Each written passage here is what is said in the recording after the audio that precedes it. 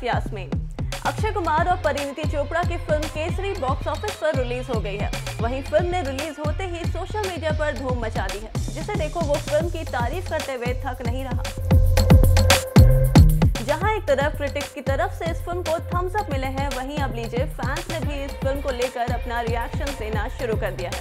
दरअसल फैंस ने social media पर ट्वीट करके केसरी की जमकर तारीफ की है। तो चलिए दिखाते हैं आपको ऐसे ही कुछ tweets. Kesari is mind-blowing, unprecedented saga of valor, patriotism and courage. One of the finest battle film made in India. Akshay Kumar rose like a lion. His career best film. What an act. Director Anurag Singh is right. This film will make every Indian proud. Rating 5. What a movie it was. Akshay Kumar sir bole so nihal. Sat Shri Akal. I have no words left to describe your acting and for those who are in the movie. Shahid Sardar Ishar Singh and his 26 Sipahi will remain in my heart and mind forever. Kesari, just one word, outstanding from start to end. Akshay Kumar sir has portrayed the character with absolute finesse and last 30 minutes of the movie was mind-blowing. Watch Kesari, great stuff and totally loved it. Thank you Akshay sir for showing us the bravest war ever fought. Kesari is Akshay Kumar's career best movie, also one of the best war films ever made in India. Kudos to Anurag Singh for working so hard on the movie, especially the writing and direction. Akshay Kumar is a lion and a man possessed especially in the last 20 minutes of Kesari. This is one of his career best easily. तो देखा आपने, fans ने जमकर केसरी की तारीफ की है, साथ ही इस फिल्म को अक्षय के करियर की बेस्ट फिल्म बताया है। बात करें केसरी की कहानी की तो ये फिल्म बैटल ऑफ सारागढ़ी पर बेस्ड है। बता दें कि साल 1857 में जब 10,000 अफगानियों ने धावा बोल दिया था तो ब्रिटिश इंडियन आर्मी के 21 जवानों ने डट कर इनका सामना किया था। अनुराग सिंह के डायरेक्शन में बनी इस फिल्म को जबरदस्त रिस्पॉन्स मिल रहा है। फिल्म में अक्षय ने हवलदार ईशर सिंह का रोल प्ले किया है, वहीं परिणीति फिल्म में उनकी वाइफ के रोल में नजर आई है। देखने वाली बात तो अब ये होगी कि क्या बॉक्स ऑफिस पर ये फिल्म धूम मचाने में कामयाब हो पाएगी या नहीं। वैसे अगर आपने अभी तक ये फिल्म नहीं देखी है तो अभी जाकर देखिए और हमें कमेंट्स करके ज़रूर बताएं कि आपको ये फिल्म कैसी लगी। मेरा सवाल ये है कि फिल्म काफ़ी जो ट्रेलर्स है लोगों को काफ़ी पसंद आ रहा है, लेकिन आपके लिए पर्सनली कितना इमोशनली और फिजिकली कितना चैलेंजिंग था और कितना ड्रेनिंग था पूरा सिचुएशन जब आप लोग पिक्चराइजेशन कर रहे थे? ओके, सो मेरे लिए चैलेंजिंग बिल्कुल नहीं था, क्योंकि रिसर्च और ये सारी चीज़ें जो थी वो मेरे डायरेक्टर ने सब कुछ करके रखा था और मतलब हर सवाल का जवाब इनके पास था। करीबन 1-1.25 साल से ये कहानी पे काम कर रहे थे, लिख रहे थे, रिसर्च कर रहे थे और कई बार ये पंजाब भी गए हैं पता करने के लिए काफ़ी चीज़ें और सब चीज़ों का उत्तर यही लेके आए। तो मैं कहूँगा कि जो चैलेंजिंग और रिसर्च पार्ट था वो इन्होंने मेरा संभाल लिया था। बाकी जहाँ रही ये फिल्म की बात, ये फिल्म मेरे लिए बहुत ही एक इमोशनल जर्नी रही है। मेरे पिताजी भी सोल्जर थे, आर्मी में थे और ये भी एक कहानी उन सोल्जरों की है। मैं जब ये फिल्म कर रहा था तो मुझे बहुत अंदरूनी किस्म की अंदर से ही बहुत फील आती थी और ऐसी चीज़ें हैं इस फिल्म के अंदर जो कि मतलब मैं विश्वास नहीं कर सकता कि लोग ऐसे भी होते हैं। मतलब आप इमेजिन कर सकते हैं कि 21 सिख, 21 सरदार एक फोर्ट के अंदर हैं और उनको पता है कि बाहर 10,000 लोग खड़े हैं उन्हें मारने के लिए। मौत तो निश्चित है, लेकिन फिर भी अपने कंट्री के लिए, अपने देश के लिए, अपने ऑनर के लिए, अपने गुरुओं के लिए ये लोग लड़े जानते हुए कि क्या होने वाला है। और ऐसा लड़े कि आज अगर आप गूगल में डालो कि 5 सबसे बड़ी बैटल कौन सी है तो हमारा नंबर 2 पे आता है। ऐसा लड़े ये लोग कि पूरी दुनिया याद रखती है। मैं बस दुख तो इस बात का है कि ब्रिटिश जो है दे सेलिब्रेट सारागिरी डे, बट हमारे यहाँ इतिहास के पन्नों में ये कहीं खो गई, इसके बारे में ज़्यादा लोग नहीं जानते। लेकिन मैं तो यही चाहूँगा और दरख्वास्त करूँगा कि जितने भी माँ बाप हैं अपने बच्चों को ये फिल्म ज़रूर दिखाएं, क्योंकि ये एक एजुकेशनल फिल्म भी है, इतिहास वाली फिल्म है और सच्ची कहानी है।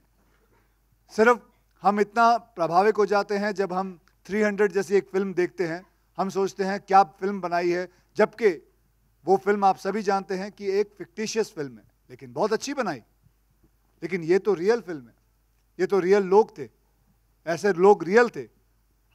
तो बहुत ही एक I can just tell you, बहुत फील वाली रही है। और ख़ास करके जब इन्होंने मेरे डायरेक्टर ने मुझसे वो लास्ट के 15-20 मिनट जो फिल्म के अंदर है वो जो करवाया है, और ये ख़ास करके गाना ये लास्ट में आता है, एक वो वाली जर्नी है जब एक सोल्जर को गोली लगती है और उसके पास करीबन 30 या 35 या 40 सेकंड होते हैं, मृत्यु के एकदम नज़दीक आ चुका है। वो क्या सोचता है, वो 35 सेकंड के अंदर उसके अंदर वो सारी जो उसकी कथा होती है जो बचपन से उसके गुजरी है, माँ बाप से लेके बीवी बच्चे से सब आ जाते हैं। सो ये बहुत ही इमोशनल जर्नी रही है। ये आप जब पिक्चर देखोगे आप खुद ही महसूस करोगे। बस आप लोगों से यही दरख्वास्त है कि आप ज़रूर ये लिखें कि मैं चाहूँगा कि इस फिल्म को बच्चे ज़रूर देखें, youth should watch it because it's a lot of learning process in this film which is a real thing. Madhu BBC Hindi se. Akshay Baji here on the left. First of all, this is Simran Singh here. First of all, thank you to the team for bringing this film, for making a film on this subject, and thank you for this emotional, heartfelt tribute to the martyrs. My question to you is a concerning question. So your film Kesari tells us about the true meaning of this color. This is the color of sacrifice, valor, and bravery. But how doesn't bother you when you have a contemporary who is using the same color, but he has used as a product with tobacco. So that's my question to you. I don't know. वो केसर और केसरी को दोनों mix कर गए। नहीं, that you know, I'm not naming the brand. Yeah, I'm not naming anything. That's okay. हमसे आपने add बीच में पता नहीं कहाँ से ले आए, मतलब हम कहीं और जा रहे हैं, भाजी तुसी कितने और चले गए हो। तो कोई गल नहीं। लेकिन भाजी I don't think like that. मैंने कभी जिंदगी में अपने ख्वाब में नहीं सोचा था कि ऐसा प्रश्न मेरे पास आएगा। लेकिन कोई बात नहीं। इसके बारे में जैसे आपने मुझसे प्रश्न पूछा, उसका उत्तर मैं सारी जिंदगी लगा लूं, मैं नहीं दे पाऊंगा। तो भाजी आई एम सॉरी, मेरे पास नहीं है उसका उत्तर। हाय अक्षय, BBC हिंदी से मधु। सबसे पहले तो ये जब गाना हमने देखा काफ़ी इमोशनल हो गए हम लोग, उन शहीदों की कुर्बानी हमें याद आ गई। दो सवाल था। पहले तो ये जब आपने पूरा शूट किया, आपकी पूरी टीम ने पूरा शूट किया, तो क्या उस दौर से जब गुजर रहे थे आप शूटिंग के दौर पे, उसका एक्सपीरियंस कैसा था? क्योंकि अब हम सुन रहे थे तो हमें काफ़ी इमोशनल, हम कनेक्ट हो गए उस चीज़ से। बिल्कुल, ये बहुत ही इमोशनल गाना है। ये वही 35-40 सेकंड जो एक सोल्जर के जब गोली लगती है उसके ज़िंदगी में क्या होता है, मतलब उसके उस 35-40 सेकंड के अंदर वो क्या सोचता है, ये पूरा गाना वही है। एंड मैं दाद देता हूँ जिन्होंने ये गाना लिखा है कि किस हिसाब से लिखा है। मतलब वो वर्ड मैं कभी नहीं भूल सकता कि माँ कहती है तू मेरा चांद है और चांद हमेशा रहता है। बहुत सारे ऐसे वर्ड्स हैं अंदर जो बहुत अच्छी तरह पिरोए गए हैं। And it was a very very emotional journey ma'am. दूसरा मेरा सवाल ये था कि ये फिल्म कहीं ना कहीं मतलब जिस तरह से आप भारत के वीर से जुड़े हैं, बहुत अच्छा काम कर रहे हैं, लेकिन ये फिल्म कहीं ना कहीं डेडिकेट है, तो उसका भी जानना चाहेंगे, उसके पीछे का कारण क्या है? उसका कारण ये है क्योंकि ये film it is all about the martyrs, it is about what happened in 1897 on September 12th, and it is about the sacrifice what they did for the country, and that is why we have dedicated this film to Bharat Ke Veer and all the martyrs who have given their lives so that we can live our lives. करण जी, मेरा सवाल आपसे है, इसी से ही connected जो मधु ने पूछा। एक फिल्म मेकर होने के नाते आपसे पूछना चाहूँगी कि उरी और पुलवामा के बाद जो माहौल बना है उसमें ये फिल्म कितनी अहम है, और इस फिल्म को जो अभी माहौल बना है उसका कितना फ़ायदा मिलेगा? अच्छे वे में पूछ रही हूँ, खराब वे में नहीं पूछ रही हूँ। देखिए, जब हमने ये पिक्चर ये प्लान की थी और बनाई थी, तो जिस माहौल का आप जिक्र कर रहे थे वो माहौल था नहीं। वो माहौल हमारे देश का था, जिस देश में हम रहते हैं, जिस देश की मिट्टी के हम हैं। ये फिल्म उसी मिट्टी से बनी हुई है। इस फिल्म का दिल बड़ा है, और ये जो बड़ा दिल है ना, वो आप किसी दौर में भी आप रिलीज कर लो। अगर आप वाकई अपने देश से प्यार करते हो, प्रेम करते हो, और जिन लोगों ने अपनी जान गंवा दी इस देश के लिए, अगर वो कनेक्शन आपके दिल में है, तो आपको किसी भी माहौल में ये पिक्चर रिलेट कर पाएगी, आपसे रेजोनेट कर पाएगी, और आप रिलेट करोगे और आप पसंद करोगे और आप गर्व करोगे कि ऐसे इंसान थे और आज भी हैं। तो ये माहौल की बात नहीं है, ये फिल्म की बात है, कहानी की बात है, और हिंदुस्तानी होने की बात है। हाय, सोहेल आपके सामने। Congratulations to Akshay, Parineeti, Karan and the entire team. जब ट्रेलर आउट हुआ था तभी also we could feel that connect actually very emotionally. मैं चाहता हूँ, मेरा क्वेश्चन है कि जब पहली बार आपसे ये नरेशन किया था, और ये look specially actually Akshay ji, I think so कि इस तरह का लुक हमने पहले कभी आपको देखा नहीं इस तरह के लुक में।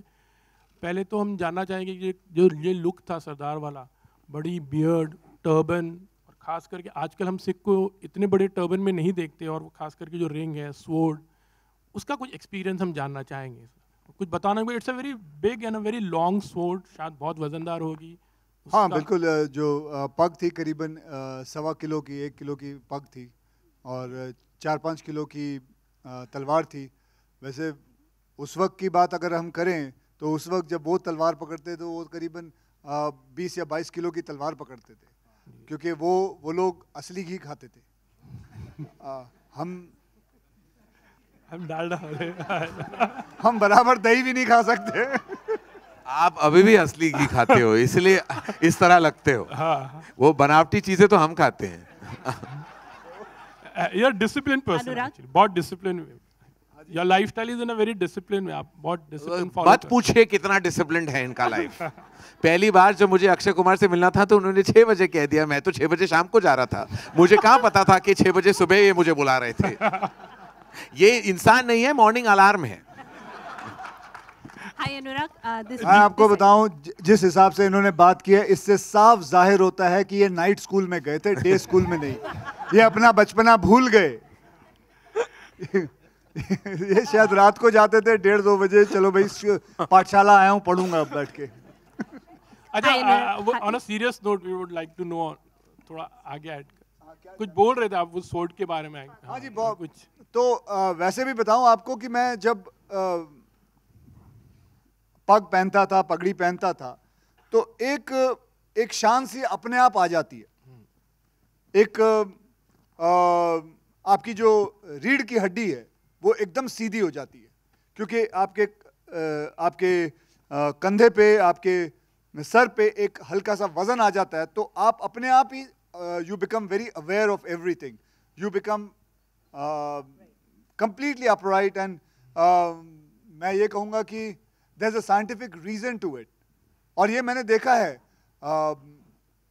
कि जो इंसान जब पग पहनते हैं, जो सही पग पहनते हैं, वो हमेशा एकदम सही हिसाब से खड़े रहते हैं। और ये इसकी जो रिसर्च जो है, जितनी भी है, मैं चाहूँगा कि ये मैं भी जानना चाहूँगा, तू किस तरह कितनी रिसर्च है? 10 रिसर्च जो है वो ये जो लुक है सर का, अगर उसके बारे में बात करें तो वो जो हिस्टोरिकल रेफरेंसेस हैं उसमें से ही आया है कि उस टाइम पे, अभी जैसे आपने मेंशन किया कि अभी पगड़ियाँ इतनी बड़ी पहनते नहीं हैं, तो आजकल धीरे धीरे जैसे बाकी चीज़ें चेंज हुई हैं, अटायर को लेके, कॉस्ट्यूम, कपड़े जो लोग पहनते हैं, तो ये पहले पगड़ी बड़ी ही बांधी जाती थी नॉर्मली, उस टाइम पे बड़ी पगड़ियाँ बांधते थे। तो धीरे धीरे अभी वो छोटी हो गई हैं। तो उस टाइम के हिसाब से हमारे पास जो कुछ पिक्चर्स, कुछ रेफरेंसेस अवेलेबल थी बुक्स में, रिसर्च मटेरियल में, तो उस हिसाब से पगड़ी जो उस टाइम के सोल्जर्स की फ़ोटोग्राफ्स हैं, थोड़ी बहुत कम अवेलेबल हैं, लेकिन उनमें से यही पगड़ी थी। और वो जो रिंग आपने मेंशन की, उसको चक्कर बोलते हैं, कड़ा बोलते हैं पंजाबी में, जो बेसिकली पगड़ी पे अगर कोई तलवार से वार करे तो उसको प्रोटेक्ट करने के लिए भी है। सो यू कैन अंडरस्टैंड कि पगड़ी की कितनी इंपॉर्टेंस है। जैसे इन्होंने बोला कि आप पहनते हो तो इमीडिएटली आप ऐसे सीधे हो जाते हो, तो वो पगड़ी नहीं है, एक रिस्पॉन्सिबिलिटी भी है आपके ऊपर, क्योंकि उस टाइम पे जब ये सिखों का लुक क्रिएट किया गया था तो उस टाइम पे माहौल कुछ इस तरह का चलता था, मुग़ल बादशाह जो थे उनके साथ बहुत माहौल गड़बड़ चल रहा था, तो ये क्रिएट ही इसलिए किया गया था कि दूर से कोई देखे तो बोले कि यार ये एक अपराइट ऑनेस्ट आदमी आ रहा है जो हमारी रक्षा कर सकता है। So that is how it happened. वैसे भी पगड़ियों को देखा जाता है कि पगड़ी जो पहनते हैं, जैसे राजस्थान में भी पहनते हैं, it is given to people who are responsible, उनको दिया जाता है। गुजरात में पगड़ियाँ पहनते हैं, तो ये सब जगहों पे मैंने देखा है जब पगड़ी पहनते हैं तो एक रिस्पॉन्सिबल आदमी के हाथ में पगड़ी देते हैं। सो पगड़ी का मतलब भी मैटर ऑफ प्राइड आल्सो। बिल्कुल।